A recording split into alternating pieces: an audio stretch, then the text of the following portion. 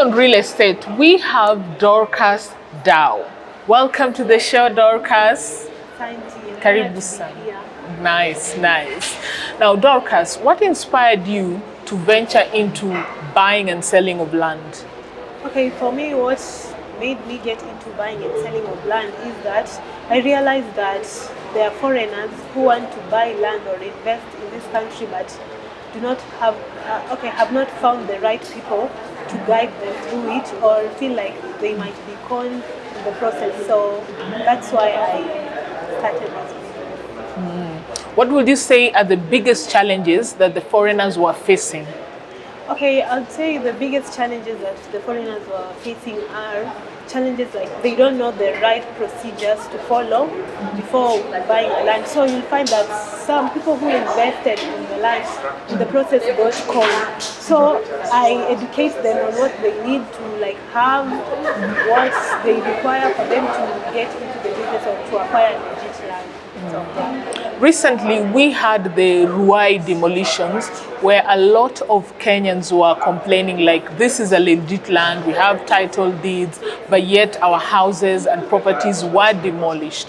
What would you say is the top 3 signs that land buyers should look for when they want to invest in land? First of all, I'd like to send I feel sorry for them, because though there could have been a better way, and it's so bad because most people are losing on it. You know, building a house is not something easy. So having your house demolished is like crushing someone's dream. So one of the top 3 signs I think they might not have noticed before buying the land, first of all, they should have involved their lawyers to ensure that the land was really legit.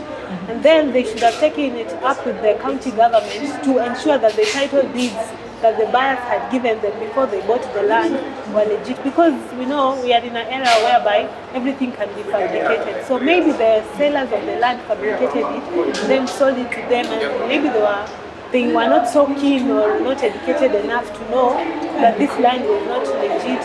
So those are some of the things that people can look into before buying land. Now, when you talk about land, it's a big issue in Kenya. It's like this small piece of wealth that you want to keep it for yourself, or maybe pass down to different generations who can expand it to maybe something bigger. Now, land being a contentious issue in this country, what would you say the foreigners should watch out for when they want to purchase land? Okay, what I think they should watch out for, first, they should involve lawyers. You know, in land, you cannot buy land without a lawyer. You need an advocate to help you through the legal process. And then 2, I'd advise whichever county you are buying the land from, and go to the county, the governor's office or the county council's office to ensure that this land, yes, belongs to so and so wants to sell it, and the land has no issue.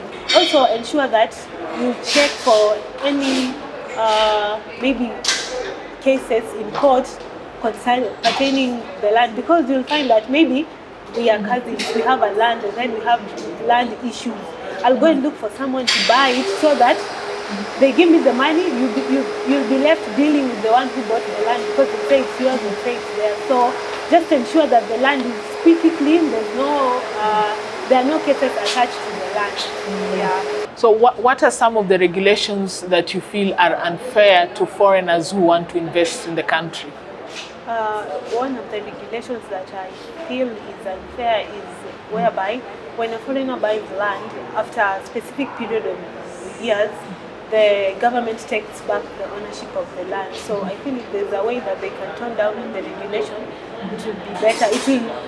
It will encourage more foreigners to invest in Kenyan lands. What are these instances that the government takes back the land? Okay, in instances whereby maybe the owner of the land has criminal records, whereby they are deemed illegal to live in the country, so the government will take back the land. So if they deport you, the government takes back Yeah. the land. Is that the only instance, or there are many others? Okay, there are many other instances, like it's more of a lease. When, as a foreigner, when you buy, it's more of a lease, like a 20-year lease. It's just that it's a prolonged lease, maybe let's say so. So they'll be like, after 20 years, you'll have to renew the ownership. Yeah. For those who are not foreigners, meaning the locals, if you want to lease land, not purchase, do you also offer those services? Yeah, if you have your land you'd like to lease out, you can come talk to us. We'll help you get someone. For those who have approached you to lease the land, meaning they want to lease from someone else, what do they say they want to use the land for? Okay, as long as it's not for illegal purposes.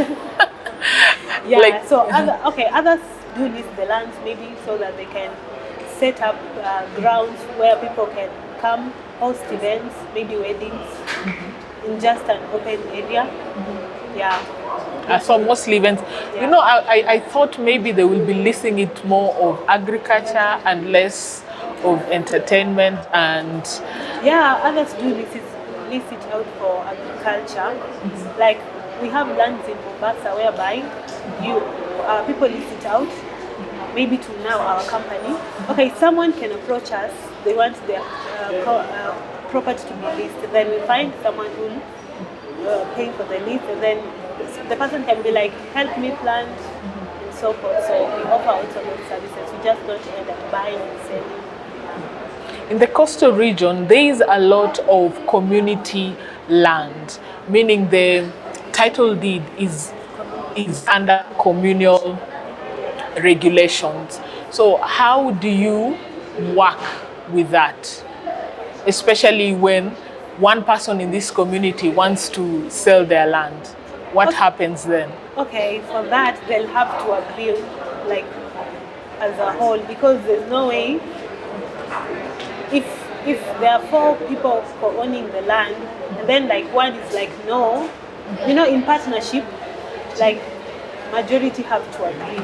So in a scenario whereby, let's say out of the 4, 3 agree, we will go ahead. But in a scenario whereby 50-50 don't agree, we won't interfere. We'll just let them go first, sort out their issues, and then when they're done, we come back. Let's talk real estate. Which are the hotspots in Nairobi where people want to buy property? Okay, over the years, we've noted a change in the trends, because previously people wanted land in Lavington, those posh areas, but these days people want somewhere calm. So far so good. We have Juja South, and Rongai are hotspots. They're the now, hotspots. yeah. And approximately how much per acre is land in Juja and Rongai? Okay, for now in Juja, a quarter an acre goes for 1.3 million, but in Rongai it's a bit high. It goes for 4 million. Wow. Oh, Yeah, because they're like near the SGR, so and then there's amenities. Okay, for the land in Rongai, they're near. First, they'll have a view of the park. Then they have the SGR. They have water amenities because there's a stream around the property, so it's a bit expensive. Yeah. just because of the amenities. Now, And it's real potential. estate is majorly in Kenya a male-dominated field. How are you surviving as a woman, and what are you doing to empower other women to join this real estate Okay, industry? I'd say there are challenges being a woman in this industry, but once you put on the boots, there's no going back. Once you've decided this is my dream, I'm going forward with it. Yeah. First, you just have to be determined, and then you have to be like legit. Once you're legit and you're doing the right things, grace will just follow you, and favors come. So, a way that I'm helping other women into the business is, so far I have 7 employees. who are Oh, wow. yeah, two are men, then the rest are female. So, and then we try to be diverse. So, a way that I'm trying to empower women and say is by employing them and then teaching them what I know and they teach me what they know, because every day is a learning process. Yeah. That's so nice. Thank you. Go women. Yeah. Thank you so much, Dao. Thank you for hosting me. Karibu sana.